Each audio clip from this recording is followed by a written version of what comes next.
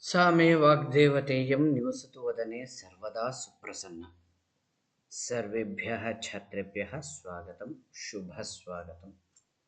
दशमकक्षायाः अस्य वर्षस्य अन्तिमः पाठः सूक्तयः इति वयं पाठं पठामः।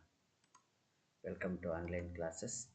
Today we are going to learn new lesson सूक्तयः.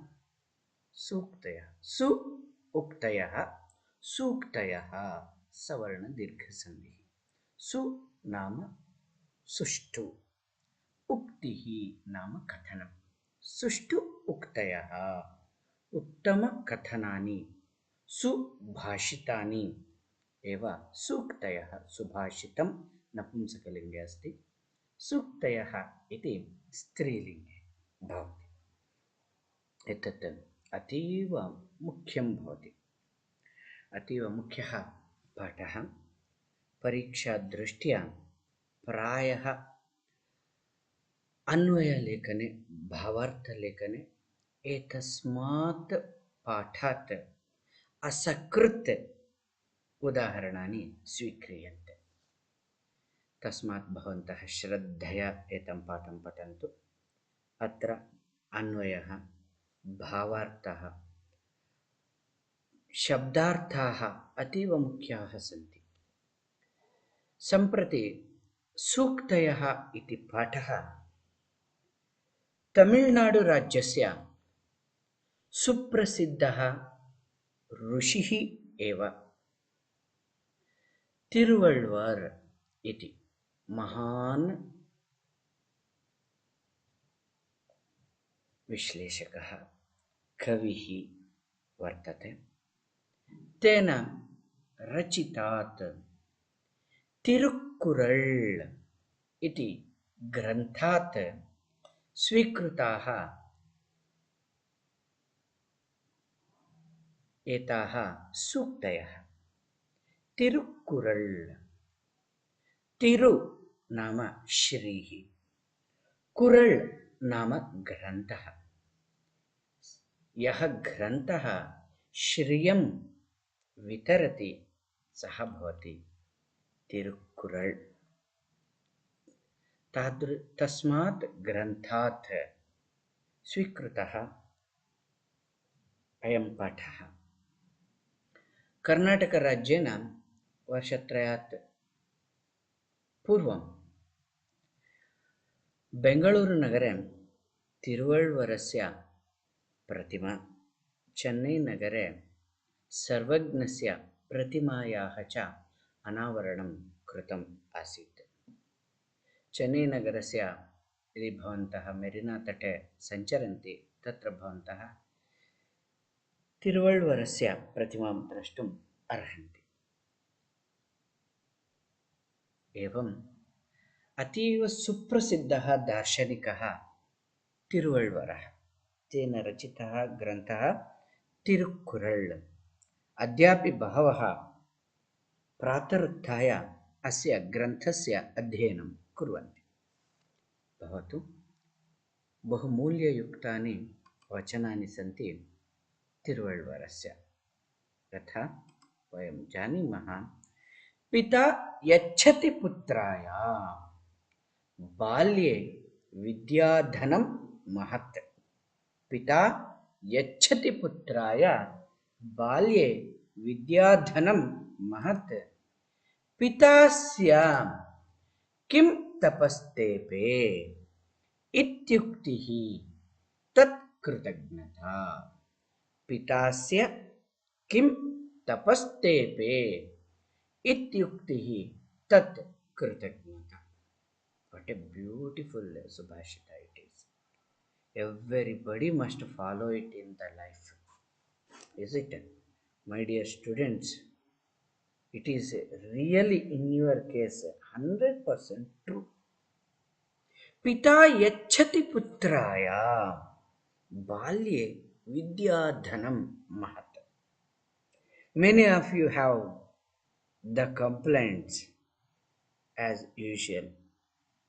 I always remember the saying in English when I teach this subhashita. There is a saying in English, when you realize that your father was right, you will have a son to prove it wrong. Understood? So, when you realize that your father was right, then you will have a son to prove it wrong. What a beautiful, very philosophical lines. That means many of you will have the common common thing that my father is not giving me sufficient pocket money. Common problem at this age. You feel that my father has got so much money, but still he doesn't give me the pocket money, adequate pocket money. But after reading this Subhashita, you will not have that complaint. Pita yachati putraya. Father gives to the son balye in the childhood vidya dhanam mahat. He gives huge amount of wealth, but you don't realize what is the wealth he is giving. He is not giving the wealth what he has. He is giving you the greatest wealth than what he has. That is Vidya Dhanam, the wealth of the knowledge. The Father gives the greatest wealth to your life. That is wealth of knowledge. Pita yachati putraya balye vidyadhanam mahat. All your parents are giving the greatest wealth to you. What is that? That is the wealth of knowledge. So, your father pays so much huge amount of fees for sake of you to educate you, is it? When you become an officer, when you settle in your life, you just calculate that from LKG onwards up to my graduation, post graduation, my dear father, you have paid this much amount. Please take back. Do you think your father will be happy? Never. What makes your father happy? How can you make your father happy?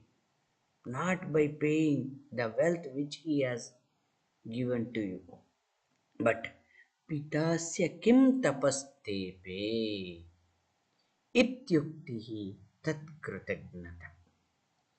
In the life, the best thing is gratitude is the best attitude. Gratitude is the best attitude. You have to remember kritagnata, gratitude. Krutam janati iti कृतज्ञता कृतज्ञः कृतं janati iti कृतज्ञः. Like this you will have plenty of examples. Sarvajnah, I told, the famous philosopher in Kannada. Sarvajnah, sarvam janati iti sarvajnah. Ganitagnah, ganitam janati iti ganitagnah. कृतघ्न अधिकं तल कृतज्ञता कृतज्ञस्य गुणः भवति कृतज्ञता. Understood? The feeling of gratitude. What is that? Asya pita kim tapastepe. Just go back to your father, and he never expects that you should pay back him what he has paid for your educating you. He doesn't need your gift of a multi-branded cars.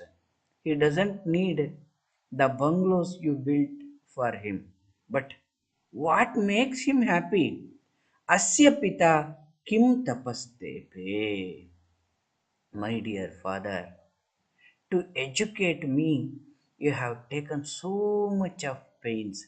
Tapastepe, it is really, it is like a penance. Educating a child, that too in the modern days, it is like a penance. Just go to your father and say, I am very grateful to you for educating me.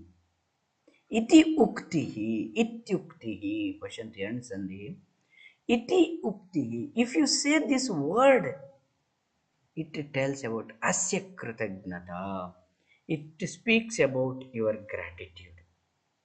So, my dear students, please be grateful to your parents, that too especially father.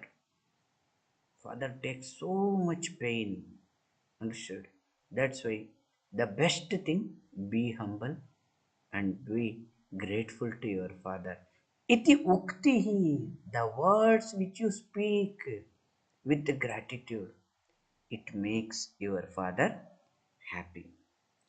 Pita yachati putraya, father gives to the son, balye, in the childhood, vidya dhanam, the wealth of knowledge, mahat, which is very great. Pita asya, his father, Kim, what? Tapastepe. What a great penance he has done.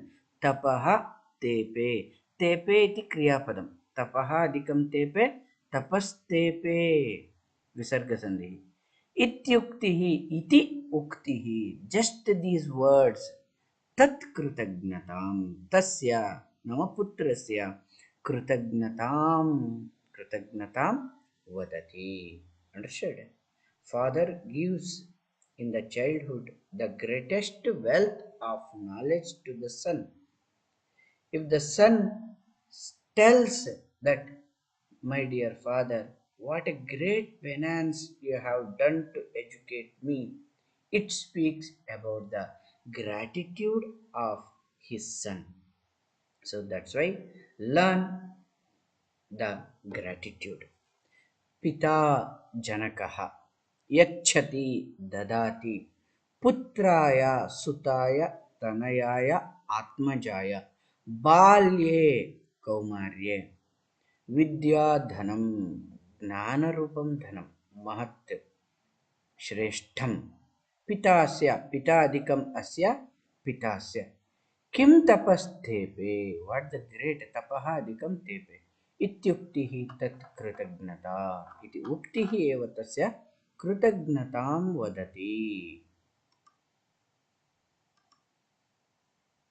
सन्धयः पश्यामः पिता अस्य पितादिकम् अस्य तपस्तेपे तपः अधिकं तेपे इत्युक्तिः इति अधिकम् उक्तिः इत्युक्तिः समासान् पश्यामः समासाः विद्याधनं विद्याधनम् इव कृतज्ञः कृतं जानाति इति कृतज्ञः कृतं जानाति इति कृतज्ञः इति अत्र व्याकरणांशाः सन्ति पुनरेकवारं पठामः पिता यच्छति पुत्राय बाल्ये विद्याधनं महत् पितास्य किं तपस्तेपे इत्युक्तिः तत् कृतज्ञता पिता यच्छति पुत्राय बाल्ये विद्याधनं महत्